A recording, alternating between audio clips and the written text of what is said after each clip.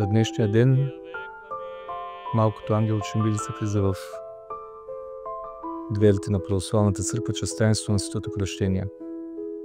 Това е един от най-важните събития в живота на човек. Това не е просто ритуал или семейна традиция, а духовно раждане.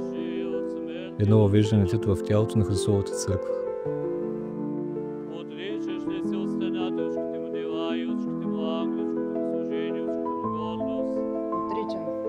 И от този момент той вече не принадлежи само на света, а е част и черта на Божието царство. Но както физическото раждане е само начало на живота, така и духовното раждане чрез кръщението изисква грижа, възпитание и подкрепа. Кръщава се Божият рабиня Милица в името на Отца Амин. и Сина Амин. и Светия Дух. Православната църква учи, че човекът е сътворен от тяло и душа. Днес душата на малката Милица получава своето ново раждане.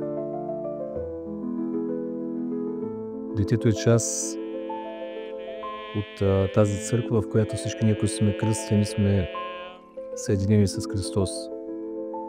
А тук нататък той е един чист лист хартия, в която всички семейство, обграждаваща среда ще впишат онова, което ще формира то като своя личност.